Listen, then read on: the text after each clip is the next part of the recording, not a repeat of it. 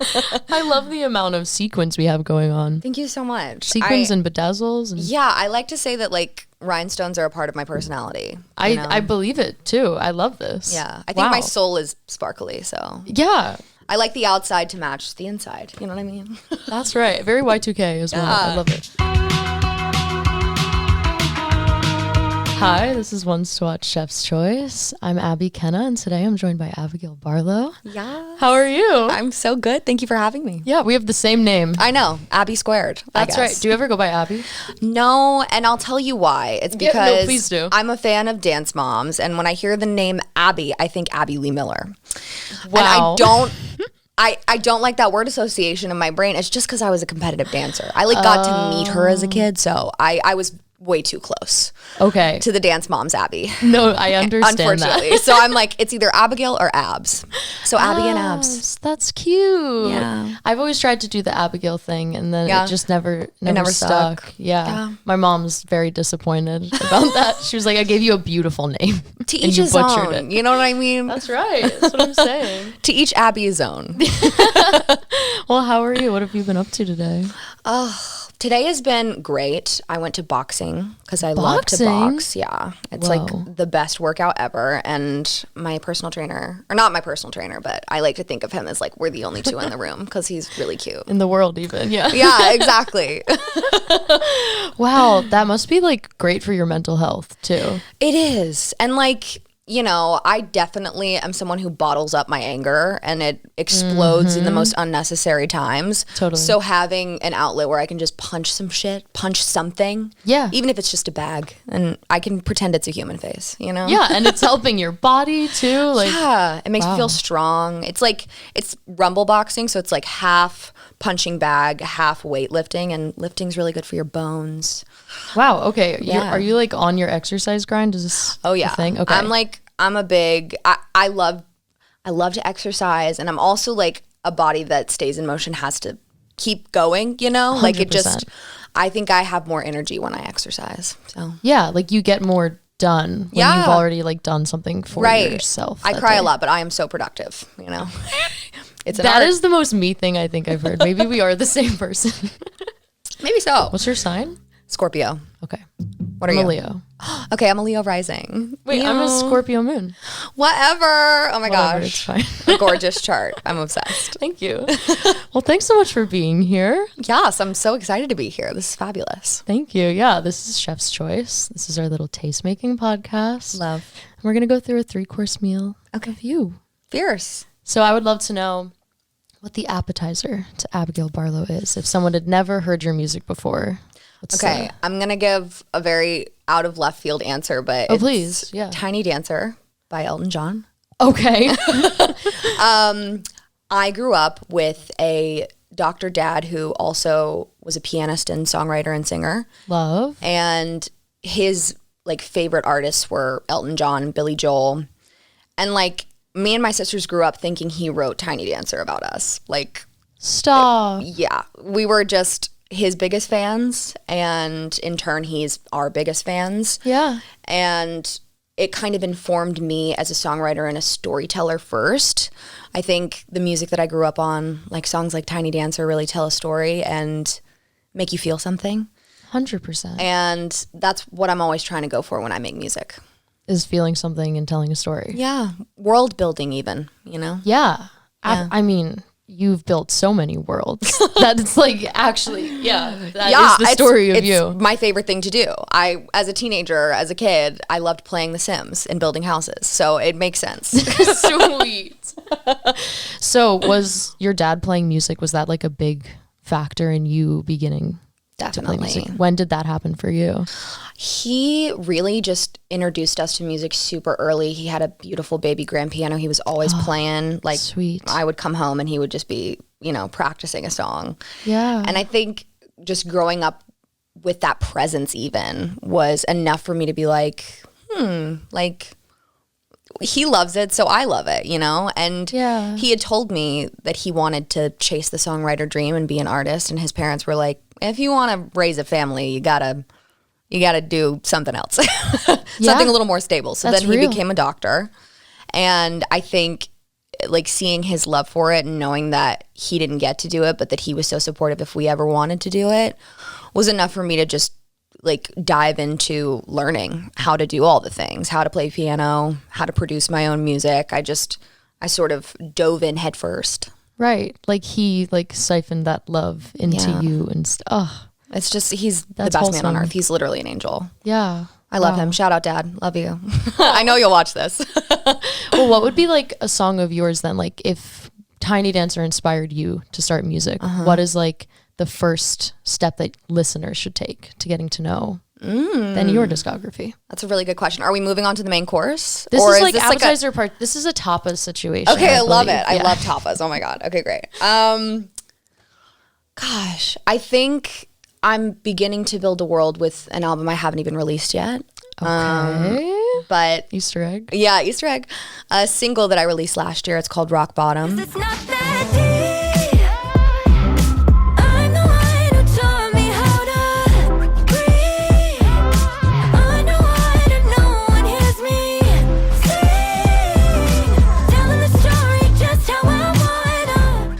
Cool. And I think presently, like in my pop world, I'm releasing some stuff that's not even on that album right now, but it kind of takes you through the last 2 years of my life and the fact that I wasn't really chasing the pop star dream because I was writing for a feature film in Moana 2. So Rock Bottom is really all about sort of the disconnect from social media and the world of online creation to creating for something even bigger than myself and bigger than my social media handle. Right. And it's just sort of like a world building, like first song on the album type of deal where I sort of introduce you to me as an artist and who you may think you know me as, because I do have a public perception online already. Right. And people think what they want to think about you, but they don't really know who you are. So of course not. That song kind of explores that and is just a mantra of knowing that, you know, even when it gets tough and when it's hard to be an artist, because it is, that your time is coming and you just have to have faith in that. Yeah. It sounds like a prologue to like the rest of the album. Exactly. Exactly. Beautiful. So that's Rock Bottom. Yeah. Well, how has that been for you? Like you had Heartbreak Hotel go crazy on TikTok. You did the Unofficial Bridgerton Musical. You've written for so many amazing people. You've been a part of so much music. And now you are, like, you just wrote so much of Moana too. How is that, like, disconnect treating you? How are you navigating it? It's great. I mean, I hate to say it, but it's great.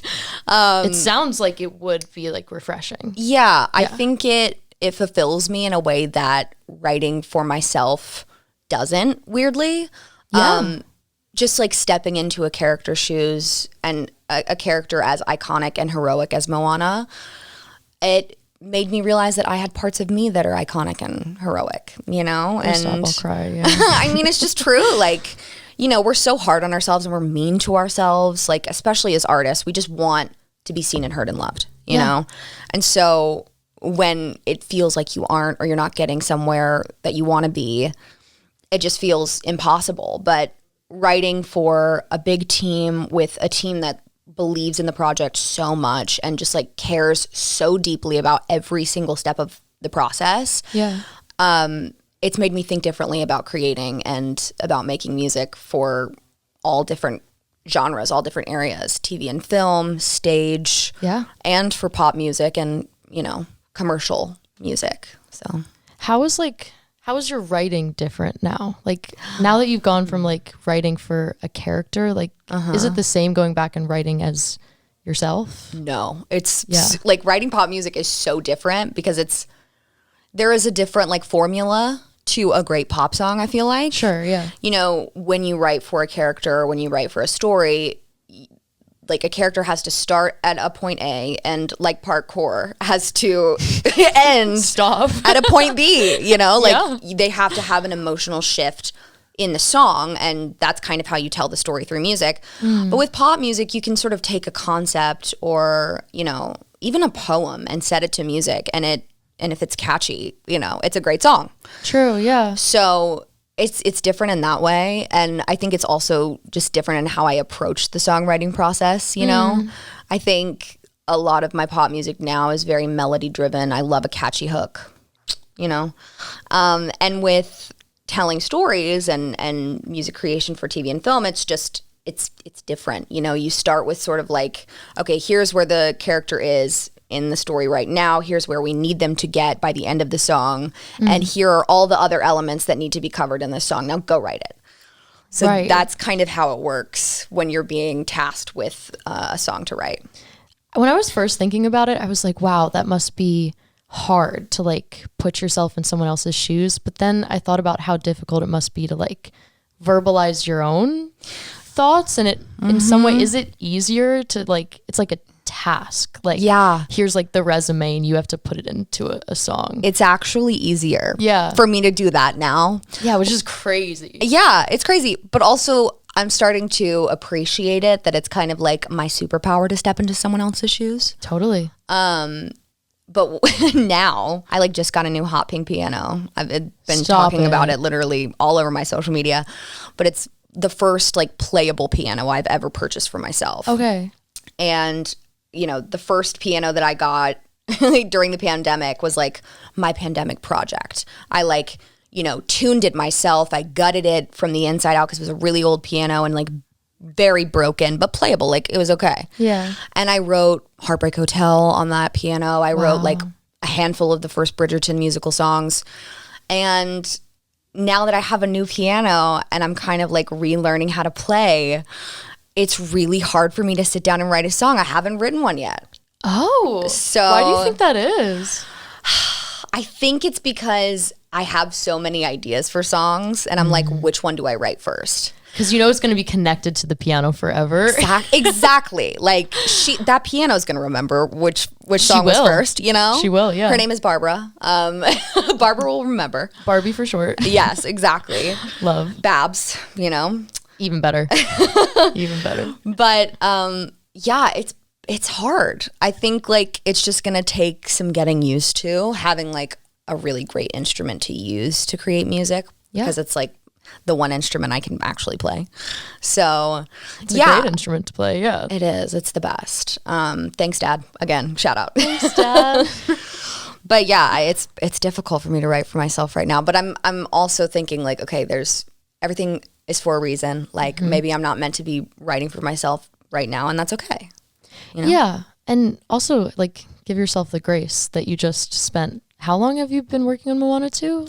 It's like 2.5 years. That's a lot of time to be in a certain headspace. Yeah. And like, to be sitting on bangers.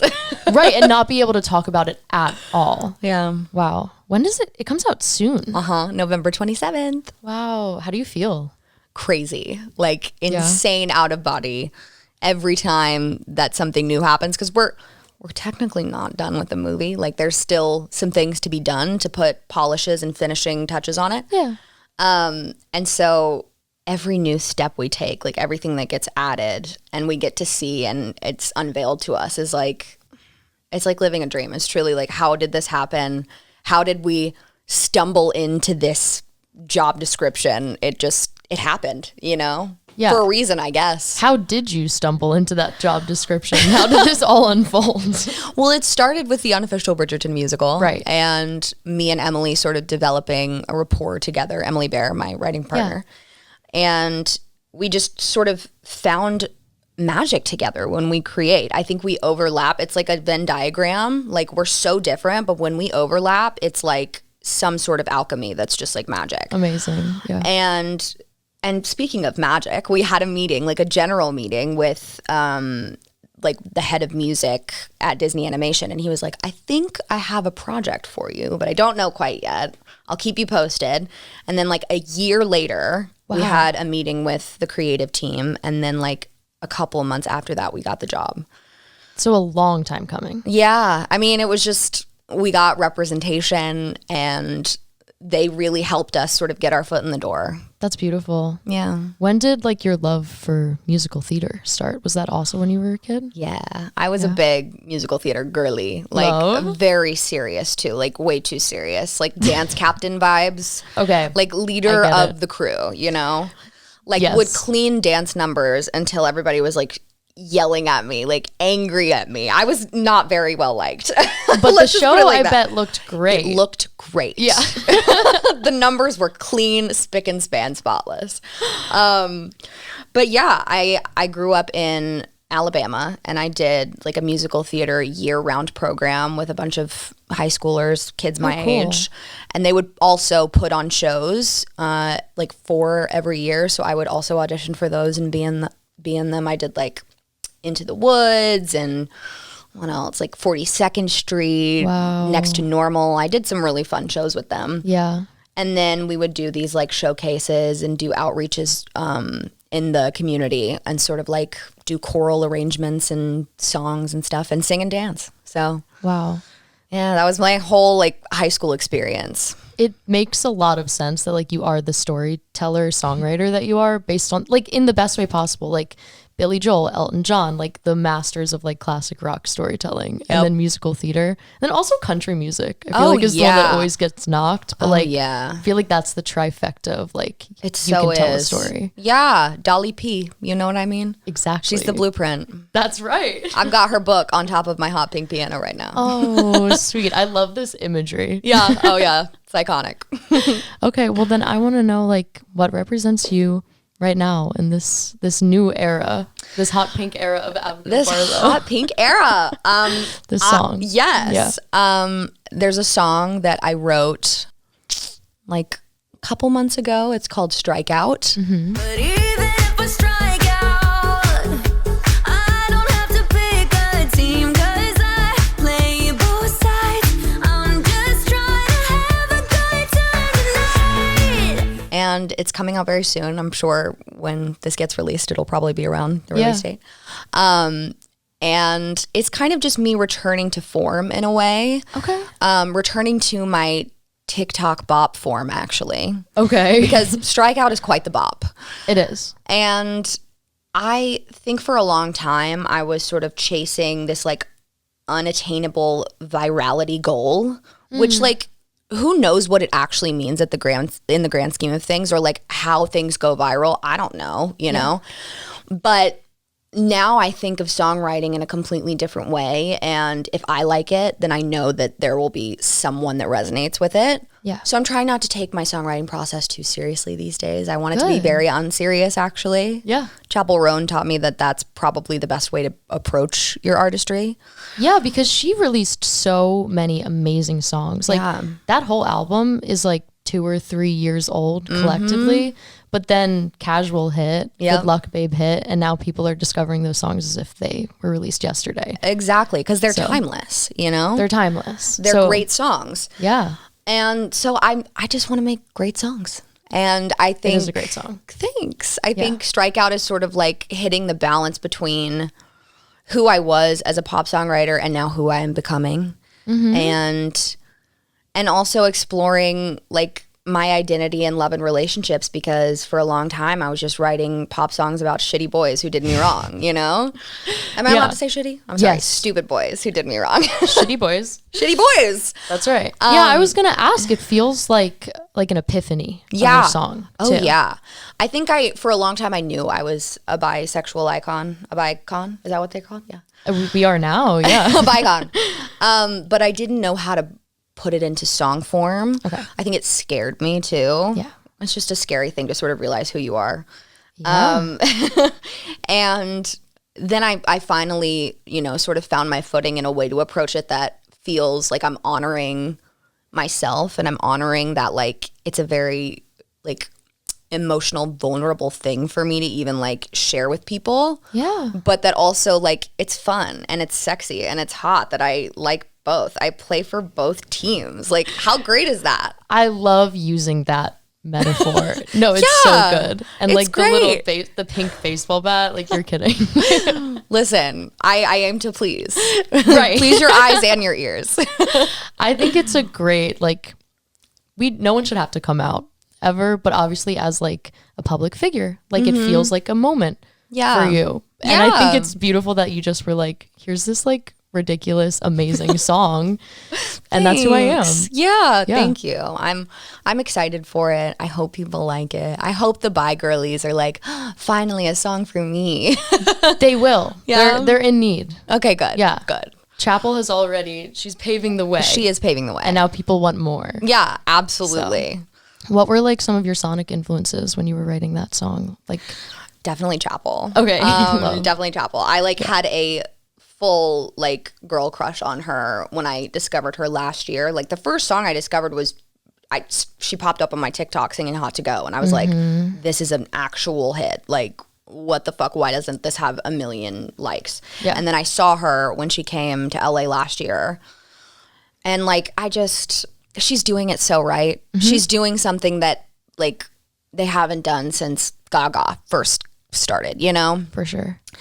And I think that I just love the way that she takes it not seriously. I also think Remy Wolf was a weird influence, but I can it's see true. that through line though. Yeah, she's also someone who is a crazy, insane artist. Like I love her music so much, but she's also just like so unserious. She's like blah, like in her songs, and I'm like, yeah, that's how I feel about making music. Sometimes it's just it should be fun. It is, and she's undeniably herself always.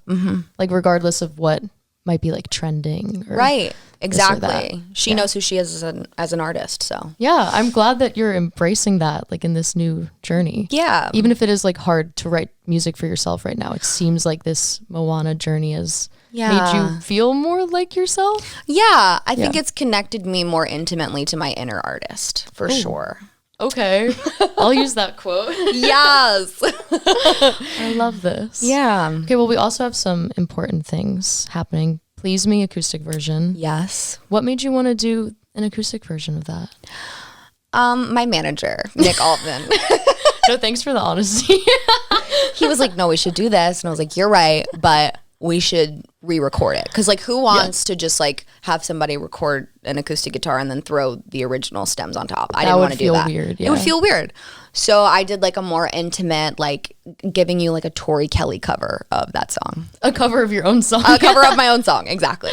Cute. And that one has just like the coolest visuals and stuff that are going with it as well. Thank you. So, Thank you. I love traveling back in time to a simpler time. Like sometimes I'm just like, I would kill it as a 50s housewife, you know? Like maybe I will be a housewife in the 2050s and I'm like visualizing it now. we can only hope. One can only hope, you know what I mean? And I have these like fabulous appliances that I've literally found at Home Depot, like this fabulous awesome. baby blue fridge, and I got all of the baby blue appliances to match. So all of my visuals are very much pop, you know? I love it. What is it called? Like pop art. Yeah. Oh, that was what I was going for. There's a specific artist, and I won't remember Andy it. Warhol or something like that. Roy Lichtenstein. Okay, Bailey. Thank you, Bailey. Thank you. Queen who knows She's her art. educated. Yeah. Ayo. Love her. Oh, beautiful. Okay, well, I want to know a personal favorite of yours. This is our dessert track. Okay. And I feel like you're a special case because you've written so many different types of music. You've also written with other people. So I would love to know, like, from your discography, like a cherry on top tune, but then also maybe something else you've written that, like, still you really love. Okay. Yeah, I still love Phantom Feelings, which was written and recorded at Meghan Trainor's house with Meghan Trainor.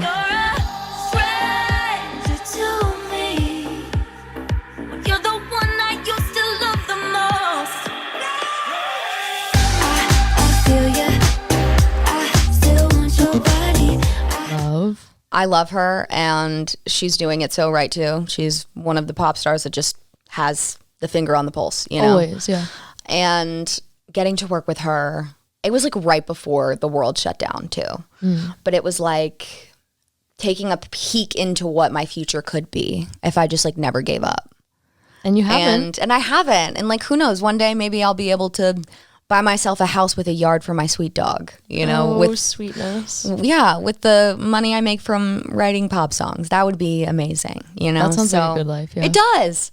And so I think also that song is just an absolute banger, and it's spooky and ghouly, and we're about to step into spooky season. That's true. So, like Phantom Feelings, you know? I love that. Yeah. Okay. Beautiful. Well, I have a couple of closing questions for you. Very serious. I would love to know if your music was a candle. What would it smell like?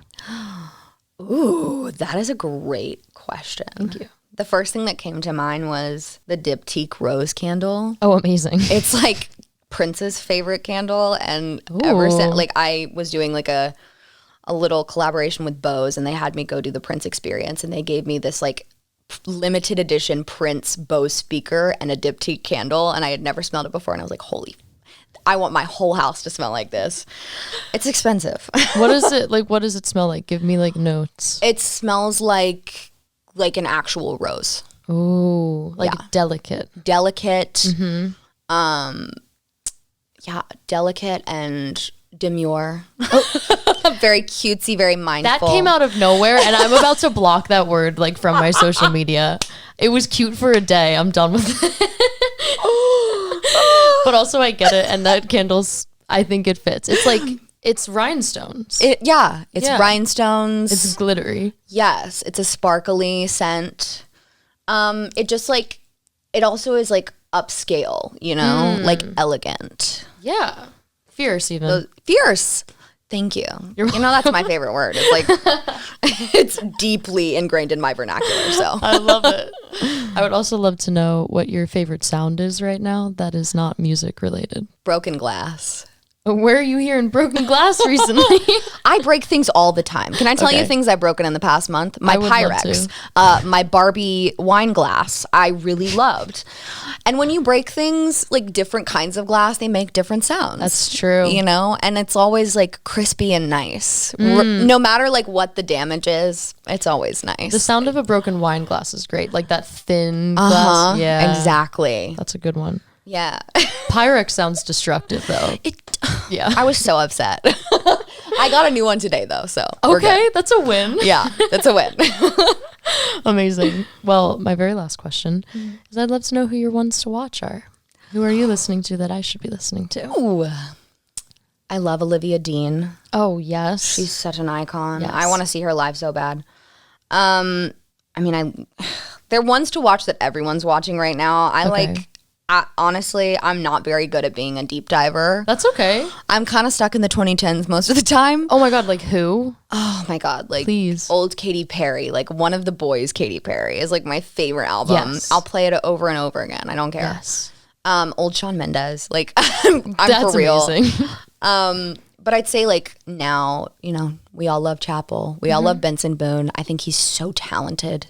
Totally. I haven't heard like a male vocal like that in a minute. I think I'm really excited. The Cat's Eye girls. You've been so they're so good. It's so cute. I'm like, oh, and I'm gonna be watching the Netflix documentary when it comes out. You know, absolutely. Do you know Flo? The group Flo. I was about to say I'm a bunch of shit in a cardboard box. So good. The girls are taking over. The girls are taking over. Yeah. And you know what? It's about damn time. Thank you. It's true. I'll give you one. It's like a little more like indie pop, but Carol Addis, if you know her. Okay, I don't. She's an amazing songwriter. She's also written, like collaborated with a lot of people, but she's doing her like sapphic indie pop dream beautifully. Oh my God. I Thank you love so it. much. Yeah.